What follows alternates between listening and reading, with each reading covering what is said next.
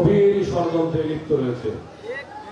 যে কোনো সময় আবার গণতন্ত্র কিন্তু ভুলণ্ঠিত হতে পারে, এই আভাস আমরা চারিদিক থেকে পাচ্ছি।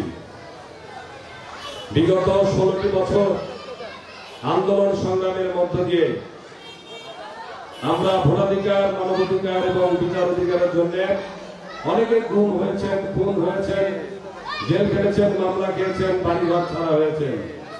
আর বেগম খালেদা জিয়া গৃহবন্দী, তারপরে কারাবন্দী থেকে গৃহবন্দী, তারপরে আজকে মৃত্যু সজ্জায়। ঠিক তারপরেই আমরা 3টি বার ভোটদানে আমরা দিতে চেয়ে আমরা পারিনি। আমরা নিরপেক্ষ নির্বাচন করতে চেয়েছি, কিন্তু সেই নির্বাচন হয়নি, একতরফা নির্বাচন হয়েছে। যে কারণে ফ্যাসিবাদের জন্ম হয়েছে। গণতন্ত্র যদি না থাকে, মানুষের ভোটাধিকার প্রয়োগের যদি ব্যবস্থা না থাকে, তাহলে এমনিতে একটি সরকার এবং একটি দল স্বৈরাচার এবং ফ্যাসিবাদ হয়ে যায়। শেখ হাসিনার সরকার তাই হয়েছিল।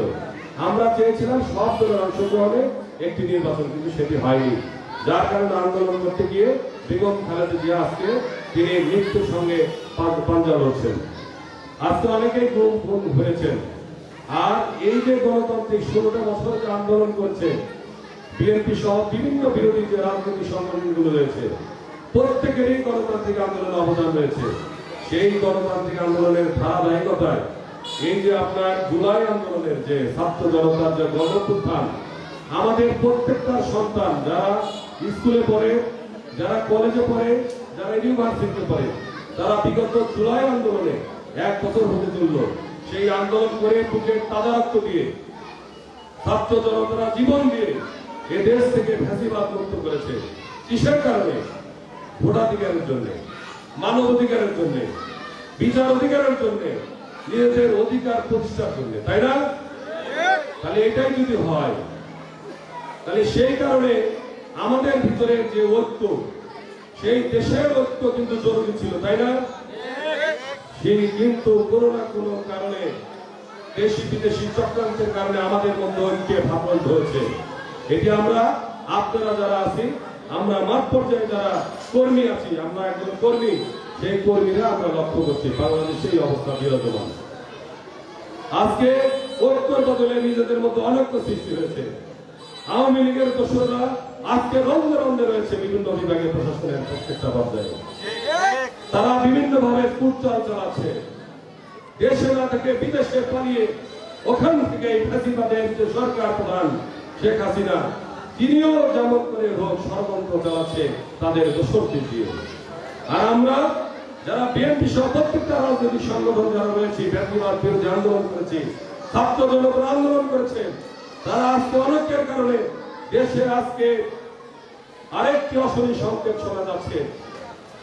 আমি কেন বলছি আপনারা মিলিয়ে নেন যে আজকে পিআরের নামে যে কথা হচ্ছে, আজকে আমরা বিগত যে পদ্ধতিতে নির্বাচন হয়েছে, পুরাতন পদ্ধতিতে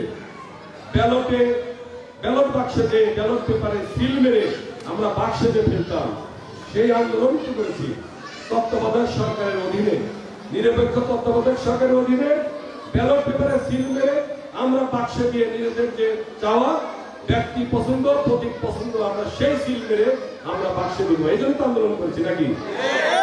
কিন্তু আমরা লক্ষ্য করছি এই নির্বাচনকে যাতে কোনোভাবে বাধাগ্রস্ত করা যায়, নির্বাচন নিয়ে যাতে মানুষ বিভ্রান্ত হয়, সেই কারণে পিআর পদ্ধতি আজকে আলোচনা শুরু করেছে।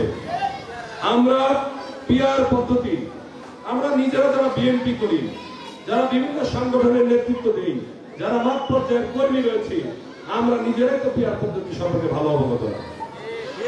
তাহলে আমরা সেই পূর্বের যে প্রচলিত নিয়ম অনুযায়ী যে আমরা ভোটদান করেছি, সেই ভোটদান পদ্ধতিতে না গিয়ে 1 বছর হলো না, ফ্যাসিবাদ বিদায় দিলাম, হঠাৎ করে আবার পিআরের আবির্ভাব, এই যে আলোচনা, এটার থেকেই মনে হয় কোন ষড়যন্ত্রের গন্ধ রয়েছে এর মধ্যে।